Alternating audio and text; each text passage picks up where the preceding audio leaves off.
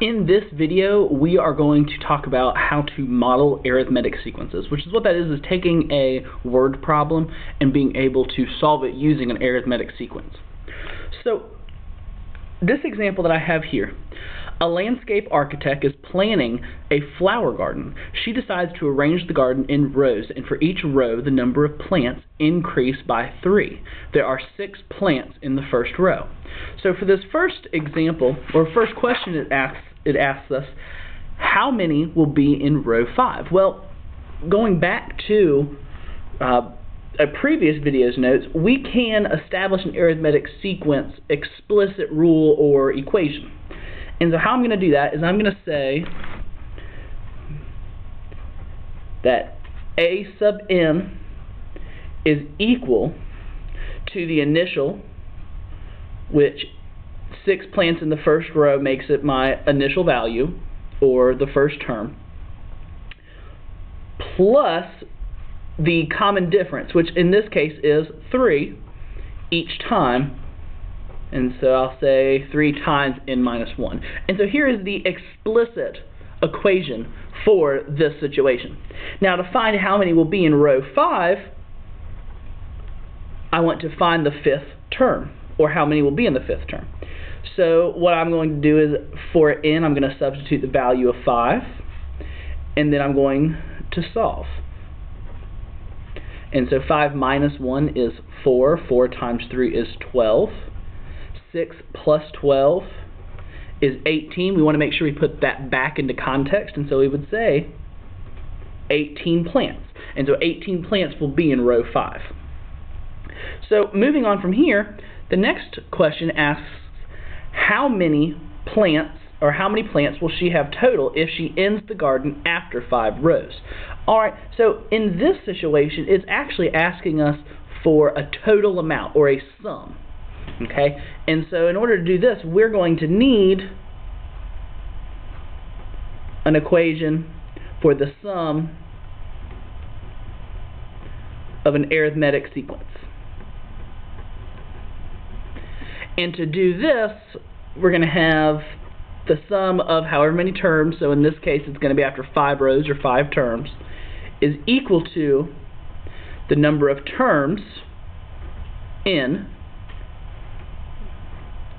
times the first term plus the last term divided by 2.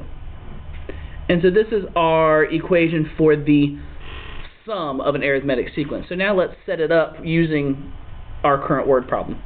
So I want to find the sum of the 5 rows.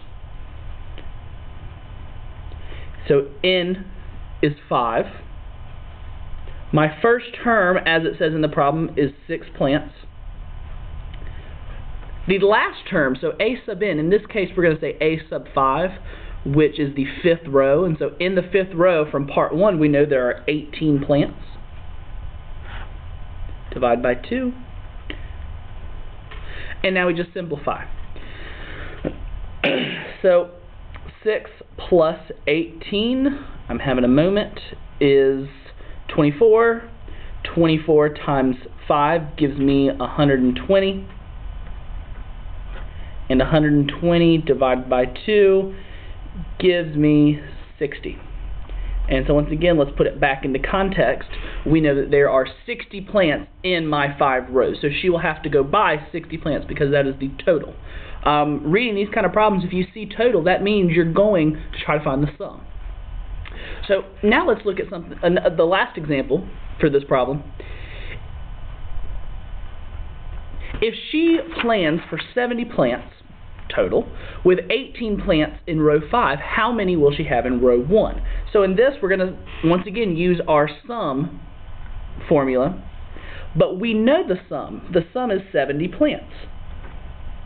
And so now we just fill in the pieces that we're missing from our arithmetic sequence sum formula. So we know there are going to be 5 rows, so n is 5. I do not know the first term. I'm trying to find a sub 1. But I do know that my last term, or the last row, is going to have 18 plants because it said so in the problem. And so after I've set this up, now I can solve. And so I'm going to multiply 2 on both sides.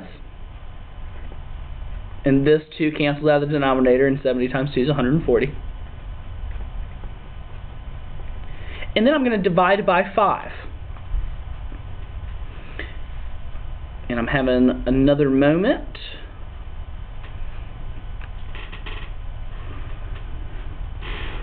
I'm having a real bad moment. I don't want to tell you all wrong, so we're going to have to use the calculator.